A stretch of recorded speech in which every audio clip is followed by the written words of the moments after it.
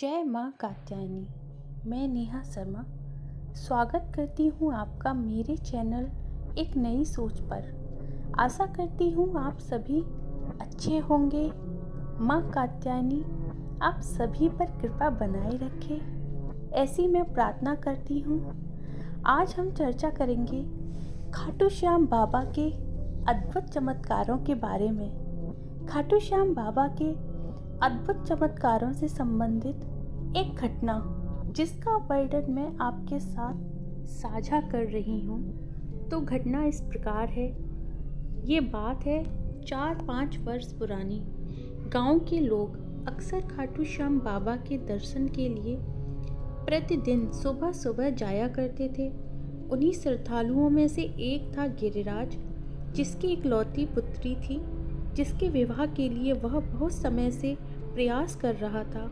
वह एक सही संबंध के तलाश में था। वह नित्य प्रतिदिन जब भी बाबा के दर्शन के लिए जाता तो एक ही प्रार्थना करता कि हे प्रभु, मुझे अपनी पुत्री के लिए एक अच्छा संबंध मिल जाए, इसके लिए मुझे आशीर्वाद दे दो। दिन गुजरते गए, समय निकलता गया। पुत्री की आयु भी समय के साथ बढ़ रही थी, संबंध भी कहीं हो नहीं रहा था। गिरिराज एक गरीब परिवार से संबंध रखता था। माँ बाप पहले ही गुजर गए थे, बहन कोई थी नहीं और भाइयों के साथ वैसे ही अनबन रहती थी। खेती भी इतनी थी नहीं, मुश्किल से ही गुजारा हो पाता था। दूसरा रोजगार कुछ था नहीं। खेती से जो कुछ पैसे मिलते वो बिटिया की पढ़ाई में लग जाते और थोड़ा बहुत ही कुछ बच पाता था, वो भी उसने अपनी बिटिया के विवाह के लिए रखे हुए थे। तो इन सब परिस्थितियों से जूझता हुआ वह खाटू श्याम के दरबार जाता और उसका खाटू श्याम पर एक अटूट विश्वास था कि उसका बाबा उसे हारने नहीं देगा। लेकिन बाबा की परीक्षा के आगे भक्त का विश्वास डोल ही जाता है। ऐसा ही गिरिराज के साथ हुआ। जैसे जैसे दिन निकलते गए, विवाह के लिए कोई संबंध नहीं मिला और रोजगार संबंधी परेशानियां तो ख़त्म होने का नाम ही नहीं ले रही थी। तो उसका विश्वास भी कहीं ना कहीं डोलने लगा। और धीरे धीरे एक दिन की बात है कि उसके पास एक अच्छा रिश्ता आया। चीज़ें शुरू हो ही रही थी। लड़का एक अच्छे घर से था, नेवी में कार्यरत था। गिरिराज को संबंध मन भर गया था। सब कुछ ठीक चल रहा था कि दहेज की मांग ने उसके सपनों पर पानी फेर दिया। जीवन में उसने पहली बार खुद को इतना बेबस और असहाय महसूस किया और अपनी पुत्री को दुखी देखकर वह अंदर से टूट गया।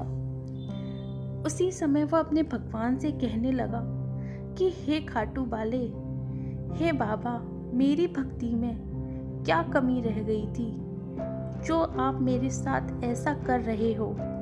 आज से मैं आपके दरबार में नहीं आऊँगा। और गुस्से में बाहर निकल गया। अगले दिन गांव के सभी श्रद्धालु नियमानुसार बाबा के दर्शन के लिए जा रहे थे। उन्होंने गिरिराज के घर के बाहर आवाज लगाई। गिरिराज ने उत्तर दिया, जिनको मेरी चिंता ही नहीं, मैं उनकी पूजा क्यों करूं? आज से मैं खाटू श्याम के दर्शन के लिए नहीं जाऊंगा। इतना कहकर वह गुस्से में बाहर चला गया और एक पेड़ के नीचे जाकर बैठ गया। तभी उसके पड़ोसी ने आवाज लगाई, गिरिराज, तेरे घर पर कोई आया है और तू यहाँ बैठा है। जब वह अपने घर पहुँचा तो देखा लड़के के माँ बाप संबंध पक्का करने आए हुए हैं। उसे तो विश्वास ही नहीं हुआ।